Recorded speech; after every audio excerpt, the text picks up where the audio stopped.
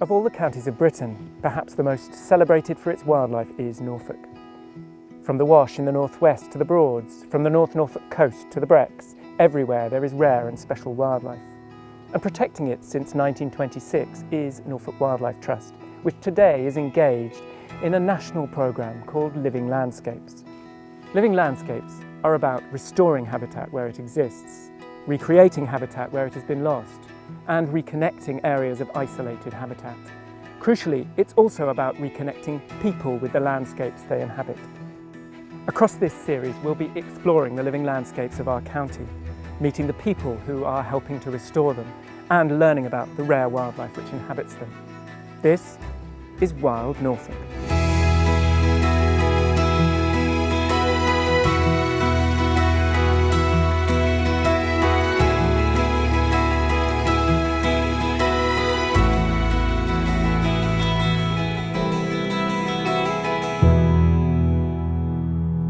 Our journey through the wild habitats of Norfolk begins here in the North Norfolk Woods living landscape. We've come to the woods because if everyone in the UK left, within 100 years, pretty much the whole landscape would be covered in woodland. Put simply, woods are the natural habitat of the British Isles.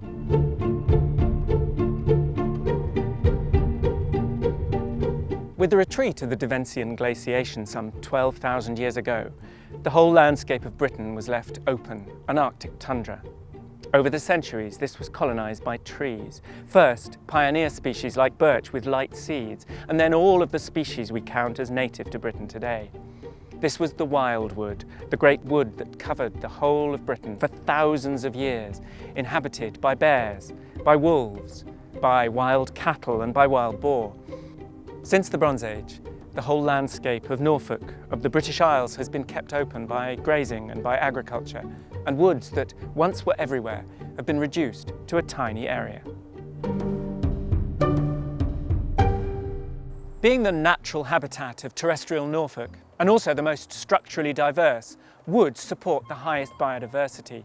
Though trees like this ancient oak at Thursford Wood are the most obvious species, the story of a wood's biodiversity begins in the topsoil and the leaf litter, with thousands of species of fungus, of microorganism and of bacteria.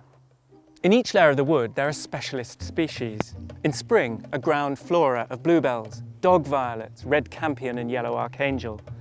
Above them in summer, brambles, the nesting site of woodcocks, blackcap and chiffchaffs, and honeysuckle, the food plant of the white admiral.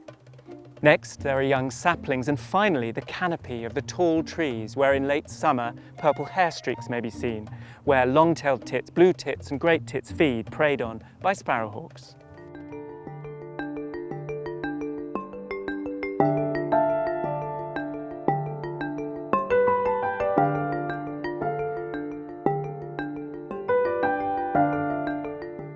So Joe, what's the history of Foxley Wood? Well, Foxley Wood dates back to the last ice age. It was about 6,000 years ago. Our earliest recorded mention of it was in the Domesday Book, and it's mentioned as a wood in Foxley capable of holding 305 sow. And this was used as an old measurement, about a sow an acre. But you don't have any sows here now? We don't know, we haven't got any sows here now. And through its history, what's Foxley Wood been used to produce? Well, during the medieval times, Foxley Wood was coppiced about 1/10 of the wood a year in a 10-year rotation. And the products they got from this were used as hazel binders and stakes for hedge laying. They powered bread ovens, cooking, thatching, and many other building products. Once you coppice an area, you've cleared it, you've opened up the ground. So we get some fantastic ground flora coming up in the first year. Species like Herba paris, a variety of orchid species that will appear up, and they would have lain dormant for 15, 20 years.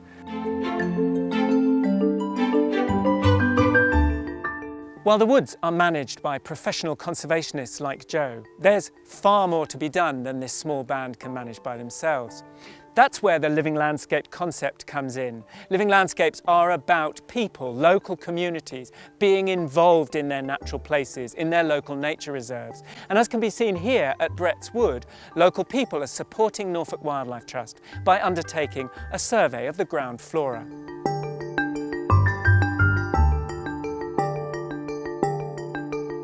I've been in teaching most of my life, and I just can't stop helping people who want to learn something or just be more aware of their environment. I just want to help them in any way they want help.